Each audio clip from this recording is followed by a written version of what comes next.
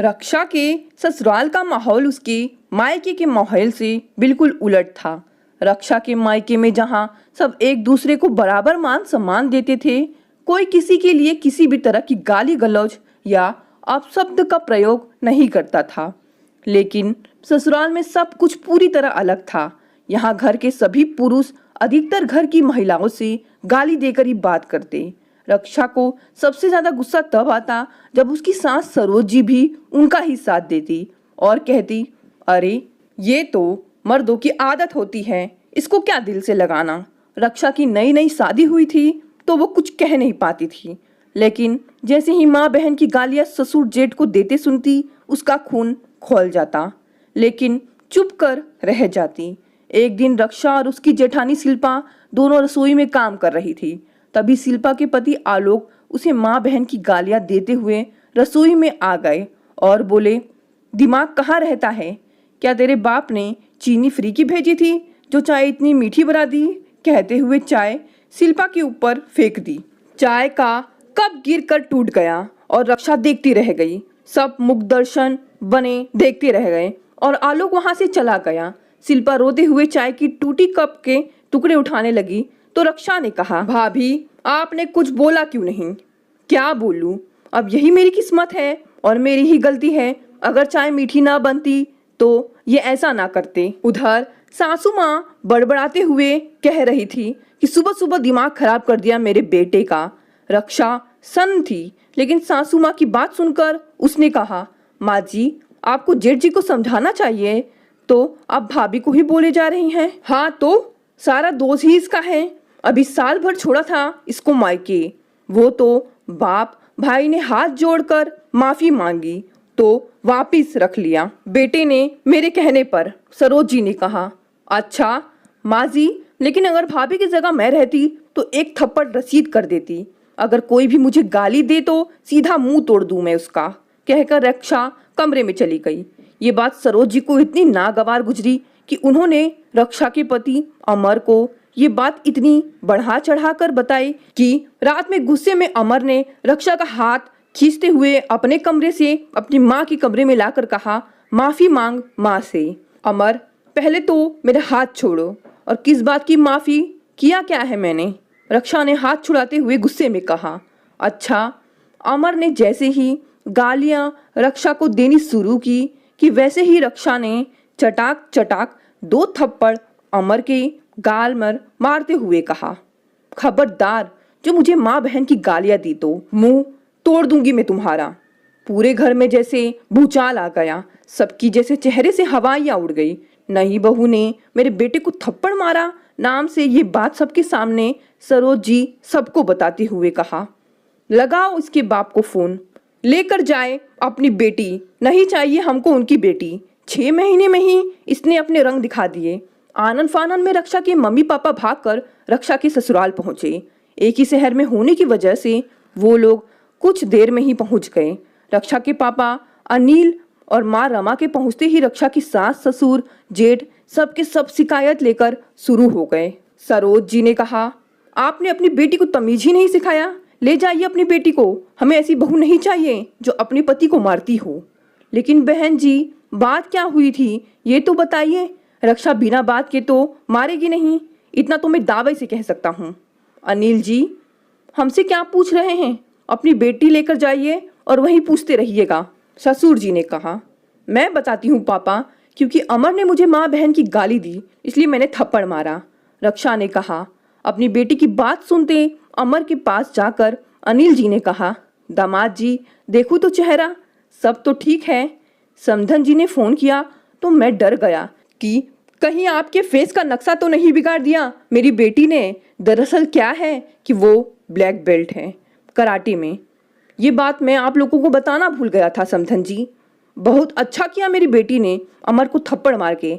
मैं तो कहता हूँ इसको तो 2-4 और मारने चाहिए थे आपको, क्योंकि आप तो पढ़े लिखे गवार निकले जिसको ये नहीं पता कि माँ बहनों को गाली नहीं देते, उन्हें सम्मान देते हैं। आप अब लेक्चर देना बंद कीजिए, इसमें कौन सी नई बात है? मर्दों की तो आदत होती है। सरोज बहन जी आप जैसी औरतें ही औरतों के नाम पर कलंक होती हैं। गाली देना, अशब्द कहना महिलाओं को ये सब मर्दों की निशानी नहीं, समझिए आप। मैं भी मर्द हूँ, तो क्या मैं आपको गाली दूँ? मर्द बनाने की बजाय आपने अपने बेटे को संस्कार और औरतों की इज्जत करना सिखाया होता तो अच्छा होता। कहा ना, अपना उपदेश बंद कीजिए, अपनी बेटी लेकर जाइए। जब आएंगे हाथ जोड़ते माफी मांगने, तब पता चलेगा शादीशुदा बेटियां रखना आसान बात नहीं। जब समाज ताने देगा तब पता चलेगा, जेठ जी ने कहा। हाँ हाँ, मैं खुद भी ऐसे घर में अपनी बेटी को नहीं रहने दूंगा जहां इतने गिरे विचारों को लोग रहते हैं। और माफी कौन किससे मांगेगा ये तो आने वाला समय ही बताएगा। चलो बेटा यहाँ से। रक्षा अपने मम्मी पापा के साथ चली गई। अगले दिन शाम को डोरबेल बजी तो रक्षा ने दरवाजा खोला। देखा तो रक्षा के ससुराल वाले दरवाजे पर खड़े थे। रक्षा देखकर आश्चर्य में हो गई कि कल तक जिनको अभिमान था आज यहाँ कैसे। तभी रक्षा के पापा ने कहा, बेटा अंदर लेकर चलो, मेहमानों का स्वागत दरवाजे पर नहीं करते। आइए आइए, अंदर आइए। समधी जी, हम बैठने नहीं बल्कि कहने आए हैं कि आप केस वापस ले लीजिए। अमर को जेल में बंद कराकर क्या फायदा होगा? माफ कीजिएगा समधन जी, मैं वो पिता नहीं जो बेटी को दान देकर मजबूर हो जाए। मैंने अपनी बेटी ब्याही थी, आपके यहाँ कोई सौदा नहीं किया था जो आप उसके साथ गाली गलौज और मारपीट करेंगे। मेरी बेटी मेरी कमजोरी नहीं, मेरी ताकत है, और अपने जीते जी मैं उसके सम्मान पर आंच तो नहीं आने दूंगा। अब तो आप देखते जाइए कि कैसे आप मेरी बेटी को हक भी देंगी और सम्मान भी। मैंने अपनी बेटी को सम्मान देना और लेना दोनों सिखाया है। आप लोगों की हिम्मत कैसे हुई उसके साथ ऐसा व्यवहार करने की? अभी तो सिर्फ अमर जेल में है, आगे आप सब भी वही होंगे। नहीं नहीं समधी जी, ऐसी बात मत कीजिए, गलती हो गई, माफ कर दीजिए। आप कहो तो हम सब रक्षा से माफी मांग लेते हैं। संबंध तो जोड़ने के लिए बनाए जाते हैं, तोड़ने के लिए नहीं। सरोज जी ने कहा, तो हमने कौन सा संबंध तोड़ने की बात की? बात तो आपने शुरू की ना। हमने भी संबंध जोड़ने के लिए ही बेटी ब्याही थी, लेकिन आप तो कुछ और ही समझ बैठे। अनिल जी ने कहा, आखिर आप चाहते क्या हैं ये तो बताइए। हम तो रक्षा को अपने साथ ले जाने आए थे। कल गर्मा गर्मी में बात बढ़ गई थी। रक्षा के ससुर जी बोल पड़े, मैं अपनी बेटी सिर्फ एक शर्त पर भेजूंगा, जब आप लोग आगे से उसके साथ कोई गाली गलौज या बदतमीजी नहीं करेंगे, तब उसको बहू होने का पूरा सम्मान और अधिकार देंगे। अनिल जी ने कहा, समधी जी, हमें आपकी सारी शर्त मंजूर है। सरोज जी बोल पड़ी, आखिर में अनिल जी ने घरेलू हिंसा का केस वापस ले लिया और रक्षा को उसके ससुराल जाने दिया, क्योंकि कोई पिता अपनी बेटी का घर नहीं तोड़ना चाहता। चाहता तो है सिर्फ इतना कि उसकी बेटी को उसकी ससुराल में भरपूर प्यार और सम्मान मिले।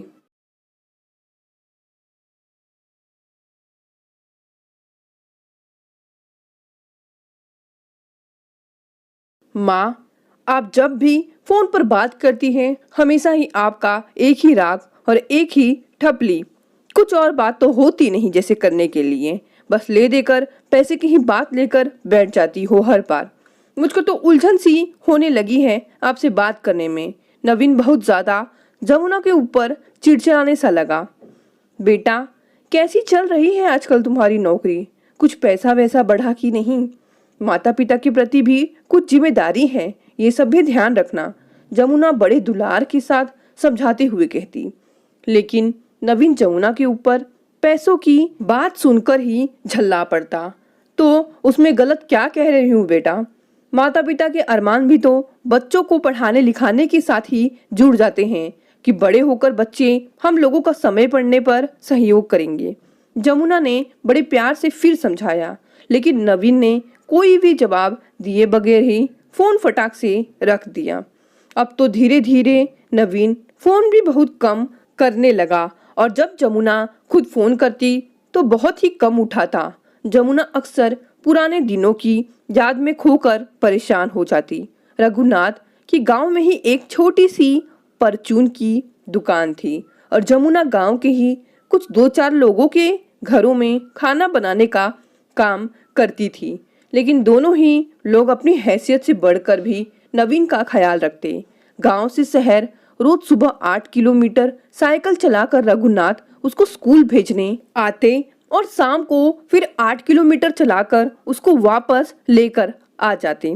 और जब रघुनाथ उसको छोड़ने और लेने जाते उस समय में जमुना दुकान को संभालती। अरे रघुनाथ दादा, ये गाय कब ले आए?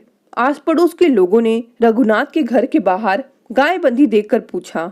अरे भैया, नवीन हमारा पढ़ाई लिखाई में बहुत ज्यादा मेहनत करता है और इतनी मेहनत करने के लिए घी दूध दही तो चाहिए ही चाहिए, और बाहर का घी दूध तो असली मिलने से रहा, और उसको तो शौक भी बहुत है घी दूध दही का। लेकिन दादा, मेहनत बहुत है जानवर पालने में, लोग रघुनाथ की अवस्था देखकर कहते, क्योंकि नवीन का जन्म रघुनाथ की शादी के 12 साल बाद हुआ था। अरे भैया, कैसी बात करते हो? जब हमारा नवीन पढ़ लिख कर अफसर बन जाएगा ना, तब सारी मेहनत अपने आप ही वसूल हो जाएगी। रघुनाथ बहुत ज्यादा सिहाते हुए कहते। नवीन था भी पढ़ने लिखने में बहुत ज्यादा होशियार, और समय के साथ साथ बहुत बड़ा अफसर भी बन गया शहर में। अरे हमार बबुआ तो कोई बहुत बड़े शहर में अफसर बन गया और जल्दी ही वहां नौकरी करने जा रहा है। जमुना रघुनाथ जो मिलता उसको रोक रोक कर बताते, और खुश हो भी क्यों ना, एक बहुत ही साधारण परिवार और गांव का बेटा शहर में अफसर बन जाए। जब नवीन नौकरी करने गांव के बाहर जाने लगा तो सारे गांव के लोग उससे मिलने के लिए आते।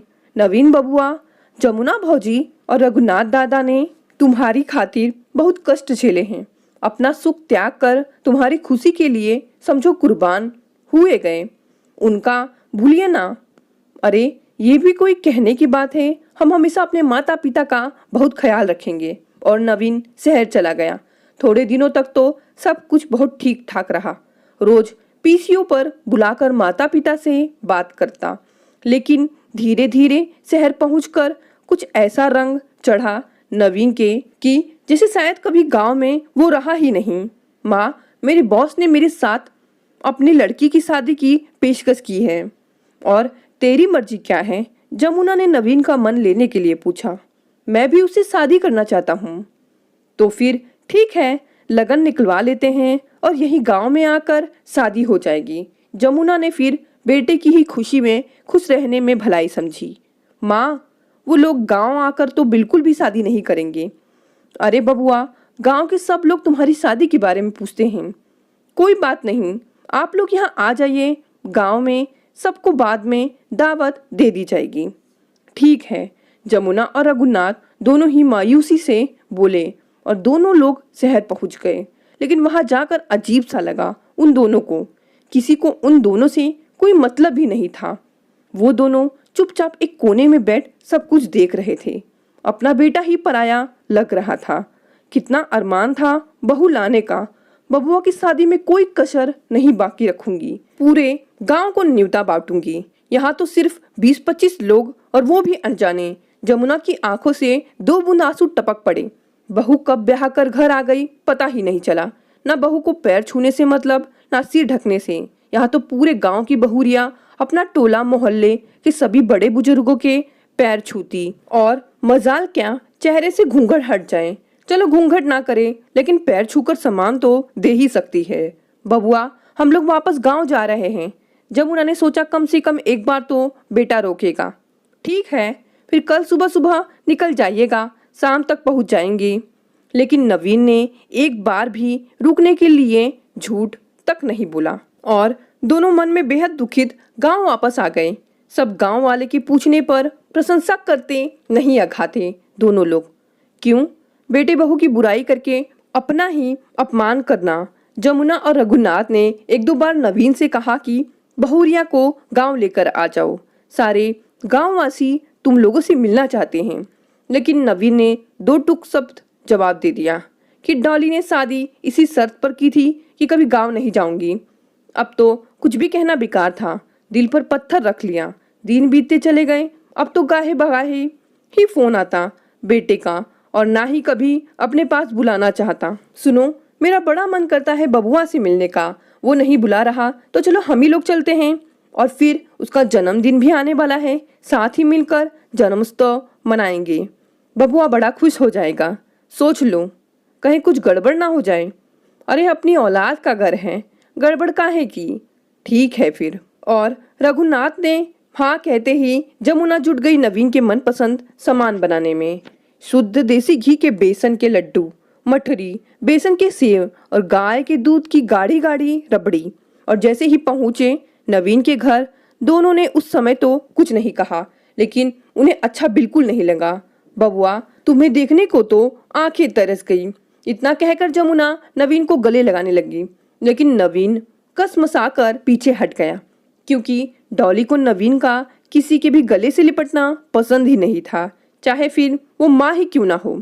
धक से हुआ कलेजे के जमुना के। माँ बाबूजी, आप लोग अरे हमें बताते तो हम बुला लाते आपको स्टेशन से। इतनों दिनों तक तो बुलाने का ही इंतजार करते रहे। मन ही मन चल गया रघुनाथ के। नवीन इनको ड्राइंग रूम में बिठाकर अंदर चला गया। जरूर तुमने ही फोन करके इनके बुलाया होगा। डॉली की गुस्सा भरी आवाज बाहर तक आ रही थी। नहीं डॉली, मैं तुम्हारी मर्जी के बगैर कैसे बुला सकता हूँ उनको। मैं तो इसलिए जल्दी फोन भी नहीं करता हूँ। मुझे तो खुद ही नहीं पता था ये लोग ऐसे आ जाएंगे। मैं तो बिल्कुल भी नहीं मैनेज करने वाली। तुम परेशान ना हो सकता है रुपए पैसों की जरूरत हो तो वही लेने आए हो। 1-2 दिन में उनका रुपए पैसे देकर वापस भेज दूंगा। ये क्या, मेरे पैरों के नीचे से जमीन खिसक गई।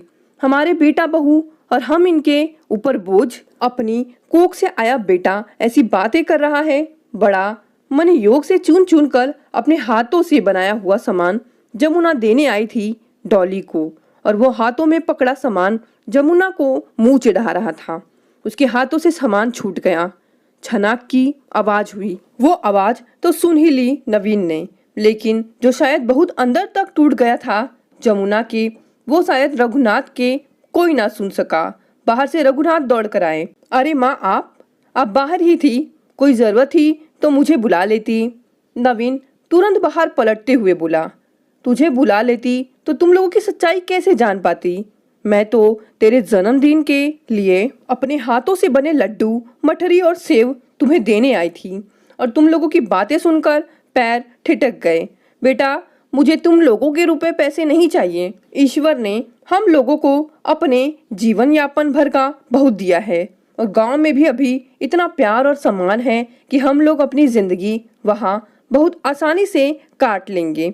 जमुना की आंखों में आंसू और आवाज में बेहद दर्द था, और उसकी दर्दनाक आवाज सुनकर रघुनाथ भी आंसुओं को आने से रोक ना सके। नहीं माँ, ऐसी बात नहीं है, आप गलत समझी हैं। गलत तो बेटा हम लोग पहले समझे थे, लेकिन अब आँख खुल गई बेटा। बहू तो पराया खून थी। गिला तो तुझसे है कि तूने हम लोगों के प्यार को ना देखकर रुपए पैसों की लालची समझा। आज तूने मेरी कोख की लाज मिटा डाली। सुनिए जी, तुरंत वापस चलिए, मुझे यहाँ एक पल भी नहीं रहना है। जमुना मोह की पट्टी तोड़कर रघुनाथ का हाथ पकड़कर वापस चल पड़ी। इतने बड़े दुख में उसे ये भी नहीं याद रहा कि अभी थोड़ी ही देर पहले इतना लंबा सफर तय करके थक चुकी हैं, और फिर से इतना लंबा सफर। लेकिन उन सब की परवाह न करते हुए लौट पड़ी अपने गांव वालों के पास। नवीन उनको इस तरह जाता हुआ देखकर भी रोकने का साहस न कर सका। दोस्तों, आपको ये कहानी कैसी लगी? कहानी पसंद आई तो इसे लाइक और शेयर करें, और ऐसी और भी कहानियाँ सुनने के लिए आज ही चैनल को सब्सक्राइब करें। धन्यवाद।